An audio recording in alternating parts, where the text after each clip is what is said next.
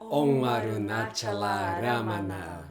Saudações, amada Sangha. Saudações. É imensa alegria aqui estarmos novamente para compartilhar com vocês dentro dessa nossa perspectiva de sempre ter um vídeo aqui no dia 5 e no dia 20 para a gente poder trazer algum tema para a nossa reflexão.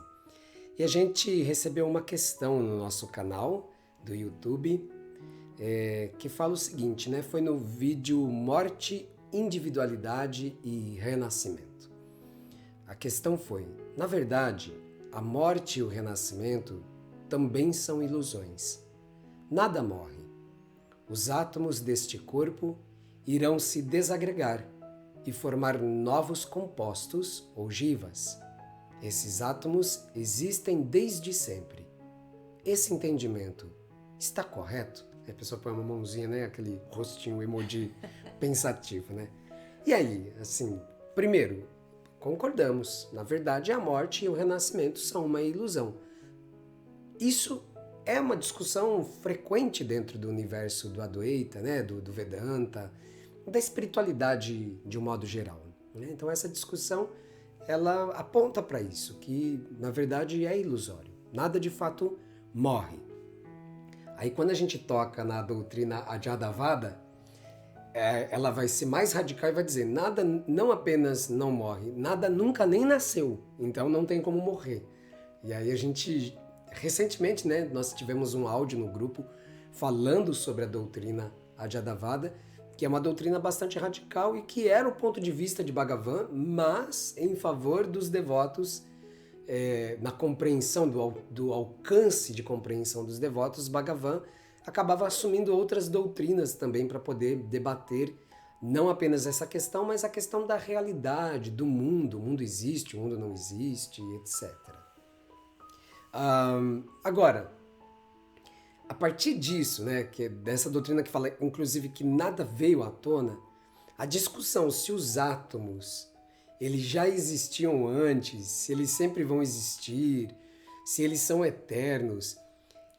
Eu sinto que o tema da eternidade, daquilo que é eterno, transcende a questão do que hoje a física moderna ou as especulações todas que estão em voga estão afirmando ou não a respeito da realidade. Porque dentro do Vedanta, quando a gente fala de realidade, nem sempre isso está implicando a matéria. Aquilo que a gente vai chamar de composto, né? Que o amigo também chamou de composto. Na maioria das vezes, o tema da realidade é um tema que está versando sobre o Brahman Supremo, ou sobre o absoluto, o transcendental, ou seja, não está falando de matéria, não está falando de partículas e ondas, está falando daquilo que traz à tona a partícula e a onda, ou que está como substrato da partícula e da onda. Então, sendo bem honesto, né, a gente estava conversando antes aqui, qual é o caminho que a gente vai seguir para responder, e Mohini disse, horas, da honestidade no declarar, correto, Mohini? Porque sempre que a gente vai se aproximando da data, né, de realizar esse vídeo, a gente vai contemplando o que está chegando para nós, o que pode significar ali um indicativo de qual é o tema que a gente vai abordar junto com vocês, né? E aí quando chega esse tema, ele é um tema muito importante, muitas vezes revisitado, e ao mesmo tempo ele pode ser uma armadilha. É uma ótima questão. E a armadilha que deve ser contemplada é sempre, na verdade, eu acho que ela muda só de carinha, mas a armadilha é sempre a mesma. O quanto a reflexão nos leva para o Atmavichara, nos leva ao reconhecimento do ser, que é o nosso objetivo, a nossa meta, deve ser cultivada como tal, e o quanto essa elucubração que a mente adora fazer nos distancia disso. Então, a gente pode cair na tentação, que é bastante forte, eu me reconheço assim, né, de especular, de tentar descobrir o que a física, o que eles estão falando, o que eles estão dizendo. E a gente também pode ir por um outro caminho, que é nos voltarmos para o testemunho do sábio, que é o nosso guru, o nosso mestre, aquele que nos orienta. O que ele trouxe a esse respeito, como ele abordou isso e outros ensinamentos que também podem somar a isso tudo e que a gente possa dessa forma nos encaminhar para esse aspecto que seja mais o nosso objetivo, o nosso foco, que a gente não se distancie disso. Uma das coisas que eu achei interessante no link que a gente acabou aqui conversando, né, sobre essa questão e o que foi surgindo depois, assim, que a gente poderia trazer como reflexão, é um entendimento de que o Criador está presente e se manifesta em toda a sua criação. Então, existem várias instâncias, né, do entendimento do que é o imanifesto e o manifesto. Se a gente for olhar por um lado, nada nunca existiu, e a gente for entender que tudo isso é um grande sonho, a gente vai, né, se encaminhando para essa sutilização cada vez maior da percepção do ser, né? O ser como consciência, o ser como a própria percepção que está contemplando tudo isso. E a gente pode se encaminhar para o campo da matéria, do dia a dia, daquilo que eu experimento. E aí você vai virar para uma pessoa que acabou de perder um ente querido e que está em luto, e você vai dizer: a morte não existe. Nada disso existe, nada nunca existiu. Isso pode ser bastante agressivo, né? Pode ser algo assim, uma falta de sensibilidade. Então, é importante a gente compreender em que instância, de qual instância nós estamos abordando a questão. Dentro do campo, né, onde nós nos relacionamos uns com os outros, é importante que haja bastante sensibilidade, porque cada um de nós aqui que já perdeu alguém próximo, um animalzinho, né, nós passamos esse ano pela perda de um animalzinho muito querido, foi muito dolorido. Então aí, assim, olhar, né, naquele momento de dor, do luto, e pensar nada disso nunca existiu, pode ser útil se você é um transcendentalista, pode ser, né, algo que te ajude, mas não é assim para todos. Então sempre é importante a gente reconhecer esse lado sensível. E por outro lado, caminhando para esse campo mais transcendente, a gente pode contemplar como o Criador se faz presente, qual é a marca daquilo que é eterno no perecível. Né? A gente pode olhar, porque eu sinto que a questão que o irmão traz tem um pouco disso, assim. Se mesmo o átomo, se é isso que a física está apontando, sempre existiu, então há algo de eternidade naquilo que nós percebemos como transcendente. Como transmutador, aquilo que está em constante mutação, que é perecível, né? E será que isso que nós estamos percebendo, na verdade, não é a própria consciência presente em tudo?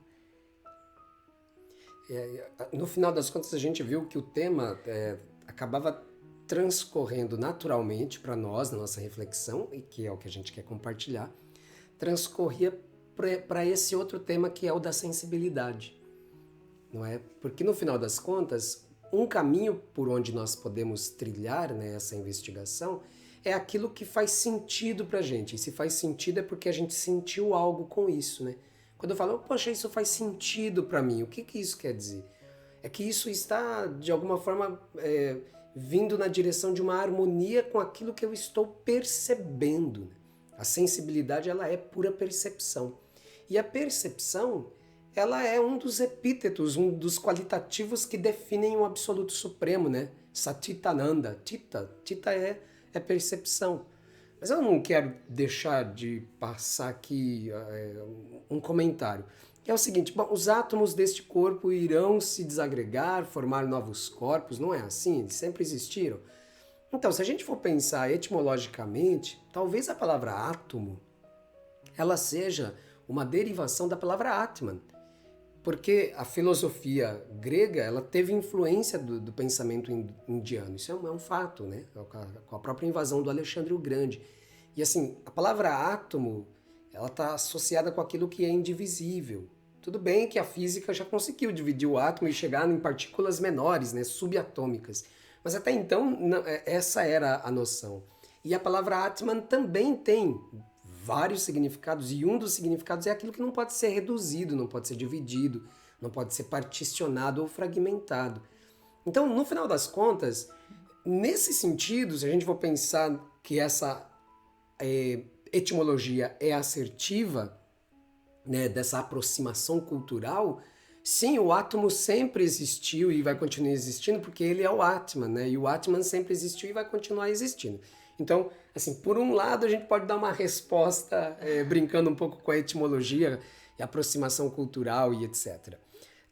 Por outro lado, a questão da sensibilidade, que nos parece um tema bastante interessante, também já foi levantado, né, em vários momentos aqui dentro do Mandir, porque nós entendemos que o Atma Vichara não é um mero jogo intelectual. Então eu faço a pergunta e eu obtenho um determinado estado, é uma matemática, sabe? Se eu pergunto quem sou eu, isso impede o pensamento de prosseguir na sua fluência e então eu experimento quietude. Se eu fizer isso muitas vezes, isso poderá de alguma forma se tornar perene em mim. Olha, é uma abordagem, mas eu não acho que esta é a abordagem completa do Atma Vichara. Então nós separamos aqui, por exemplo, né, um primeiro apontamento colhido aqui, né, são diálogos que a gente colheu com discípulos, né, perguntando coisas para o Bhagavan e citações de Bhagavan. E aqui eu separei uma frase de impacto. Essa daqui é digna de se colocar na parede, sabe? Você escreve e coloca por Bhagavan Shri Ramana Maharishi. Primeiro, todas elas falando sobre sensibilidade. Os pensamentos devem cessar e a razão desaparecer, para que o eu se levante e seja sentido. Bom, então a gente sabe, né, que esse eu ou aham, ele também pode ser traduzido como eu sou aquilo que sou. É também adequado, porque aham tanto pode significar eu quanto eu sou. A gente tem aqui, né, esse termo aham, ele é bastante frequente na literatura Ramana, né? E o que é importante aqui é que Bhagavan está dizendo, olha, deixemos os pensamentos, a racionalidade se prostrar diante disso que é infinitamente maior. E o que é infinitamente maior, naquilo que é experimentável para nós, é justamente o sentir. O sentir é maior do que o pensar. Inclusive a racionalidade, isso é até uma máxima dentro da psicologia, a racionalidade por vezes serve como um instrumento de defesa para aquilo que a gente está sentindo. Né? Isso é base na psicologia, na psicanálise. Né? A negação. Tem etc. vários formatos. Exatamente, ou seja, a sensibilidade ela é extraordinária. Tudo que a gente está agora compartilhando está produzindo sensações, percepções. A sensibilidade ela não é só... Né? Normalmente as pessoas podem ter uma ideia um pouco equivocada e até pejorativa sobre a sensibilidade. Ah, fulano de tal é sensível demais, sabe essa coisa? Mas assim, as pessoas falam isso... isso ontem.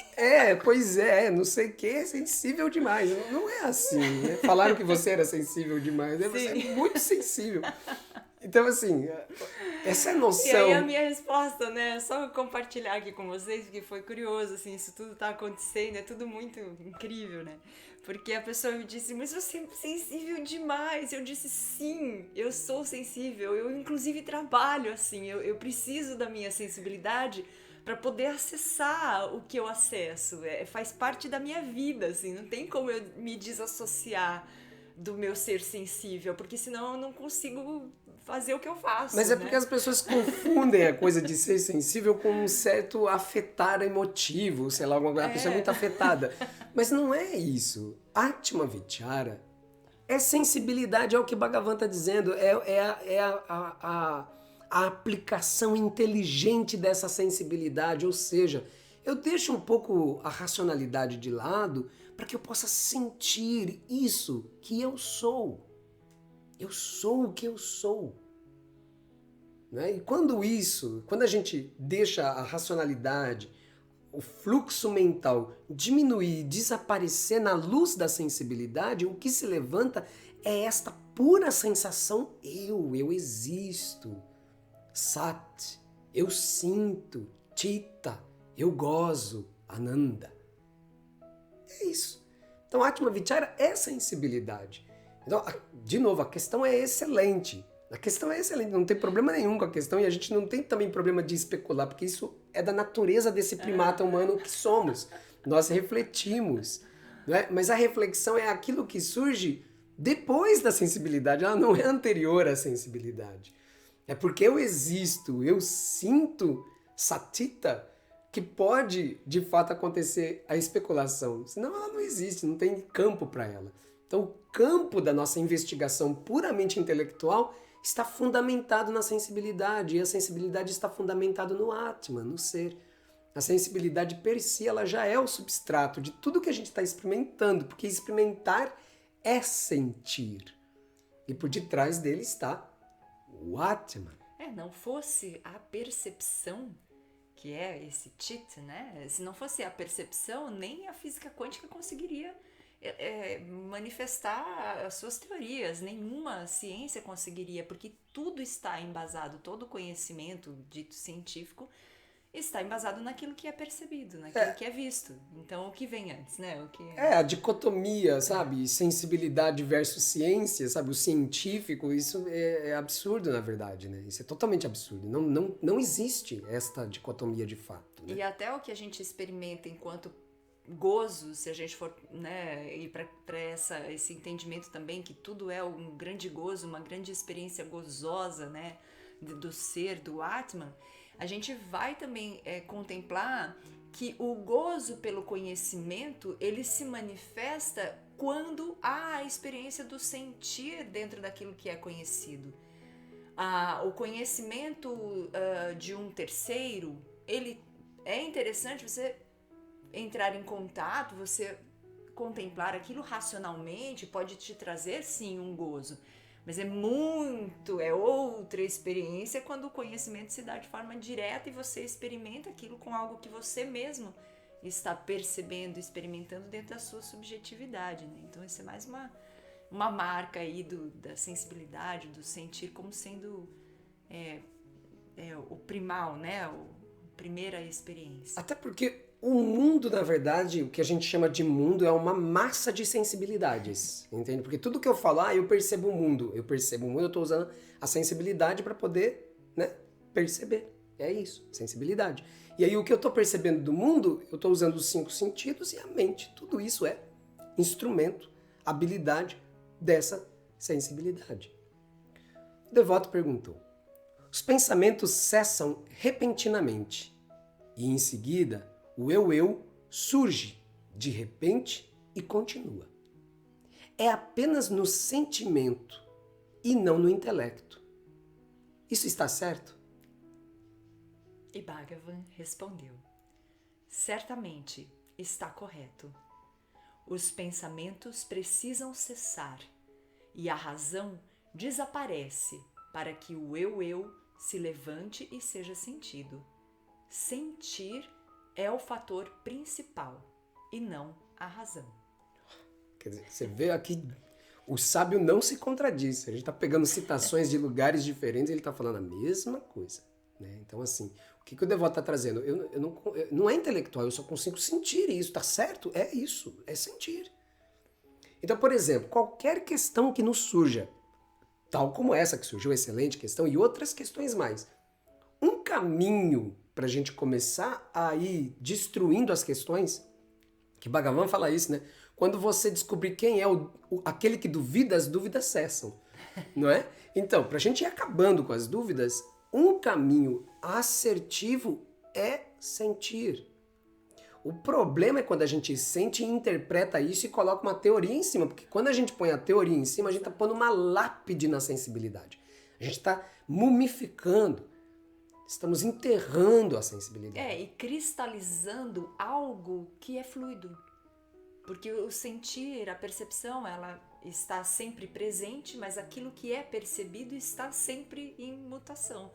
Então, quando você teoriza sobre, dá um nome e etc., você cristaliza, não cristaliza, porque a gente não consegue, né, fazer isso de verdade, mas há uma suposta cristalização, uma tentativa, né, de segurar algo que é passageiro. Na verdade, é quando o nosso senso de eu individual sofre um abalo e aí é uma tentativa de sobrevivência do ego, vamos dizer assim, ok? De tentar colocar algo que o ultrapassa completamente. A sensibilidade transcende completamente o senso de individualidade, é muito maior. Então, quando a gente faz a interpretação daquilo que a gente está sentindo, o que a gente está tentando fazer é diminuir, é restringir, é tentativa de estar no controle sobre algo que me transcende, não é? Aí aqui, mais um diálogo, né? Como Deus é visto? Dentro. Se a mente está voltada para dentro, Deus se manifesta como a consciência interior. O devoto torna. Mas Deus não está em todos os objetos que vemos ao nosso redor? Deus está em tudo e no vidente. Onde Deus pode ser visto? Ele não pode ser encontrado lá fora. Ele deveria ser sentido por dentro. Para ver os objetos, a mente é necessária, e conceber Deus neles é apenas uma operação mental. Mas isso não é real.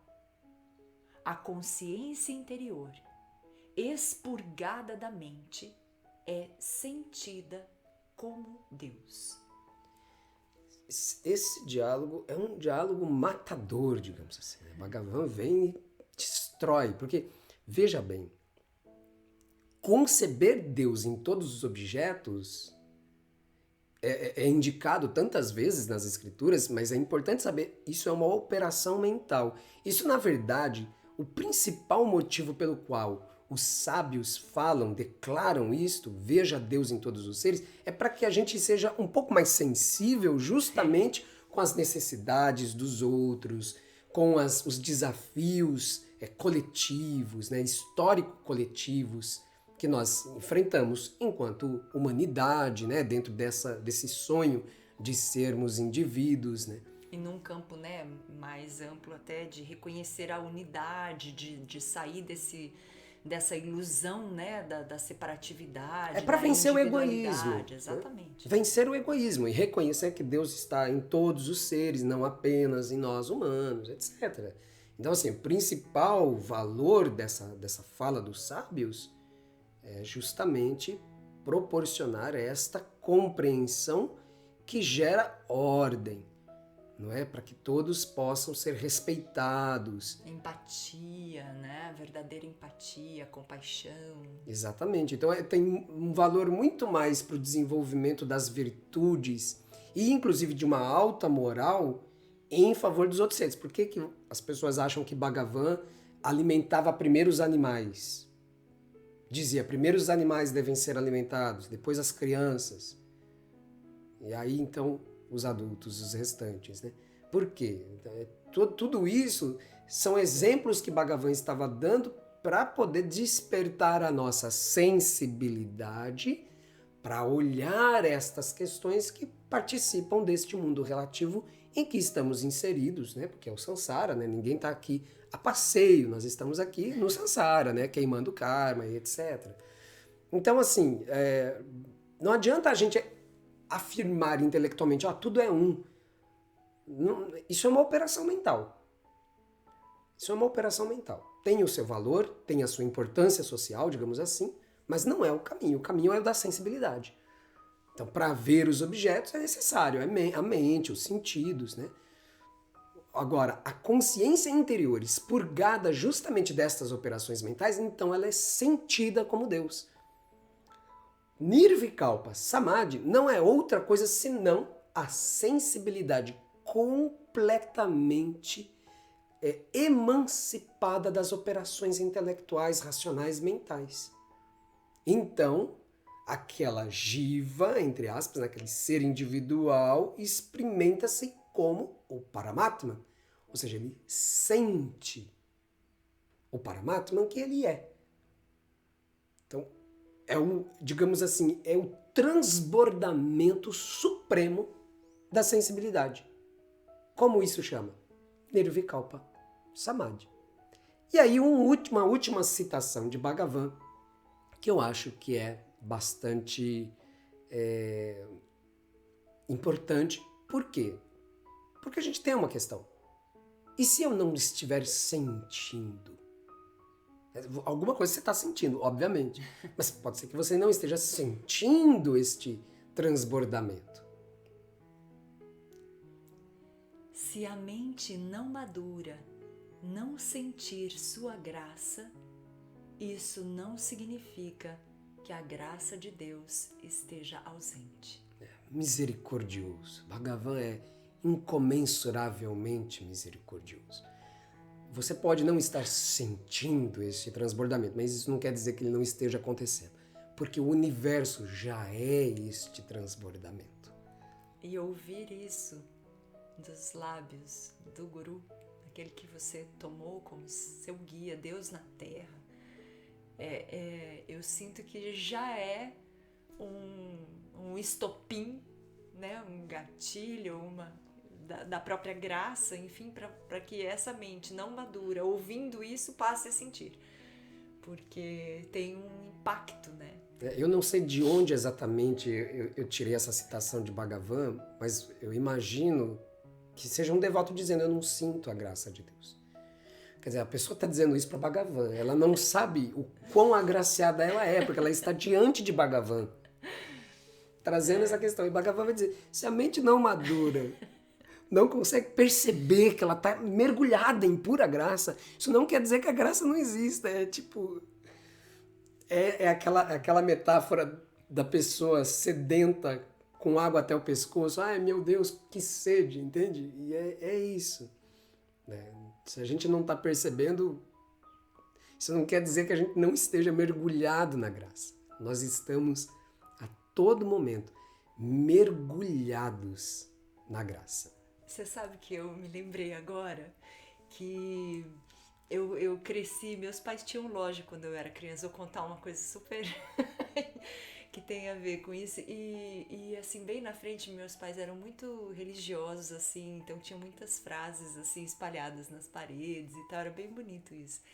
E aí bem na frente, assim, né, onde ficava o caixa, que inevitavelmente as pessoas iam para lá, né, tinha um pôster, um quadro muito bonito, assim, emoldurado com um sol brilhando, assim, um pôr de sol.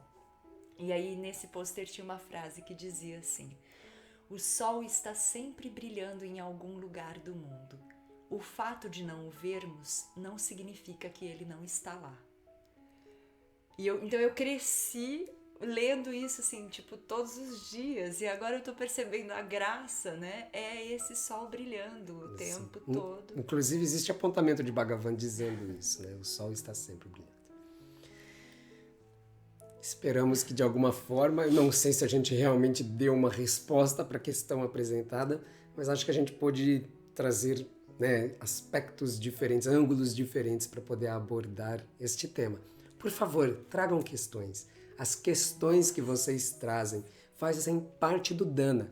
Aqui esse é o dia que a gente fala do Dana também. Recordo os amigos que, né, se você sente de dar suporte a este seva, a este serviço espiritual, considere fazer a sua doação espontânea, generosa, né? A gente sempre tem nos vídeos aqui as informações necessárias para você poder fazer o seu Dana. Mas aqui aproveitamos de novo para dizer isso que já foi dito em outras oportunidades, mas é sempre bom lembrar. Dana também é a sua participação ativa. Se você puder trazer suas questões, se elas existem, elas podem estar sendo inspiradas por Bhagavan, para que a gente possa olhar para essas questões e também aqui compartilhar o que a gente sente delas, quiçá as nossas partilhas sejam sempre inspiradas também pela graça de Bhagavan. A gente acredita nisso, mas a gente também ora por isso. Bhagavan continue inspirando os devotos, todos nós que somos devotos, a trazer questões, a trazer reflexões, partilhas, porque desta forma nós crescemos este seva, nós ampliamos este seva, né? Com certeza, uma questão que você pensa que é sua particular, ela pode ser coletiva. E às vezes a pessoa pode olhar e falar, não, eu tenho uma questão, mas eu nem sei se essa questão é importante. Olha, eu nunca vi uma questão que não fosse importante de fato, e mesmo que ela supostamente pareça, sei lá, simplória, por detrás dela pode vir tanta coisa maravilhosa.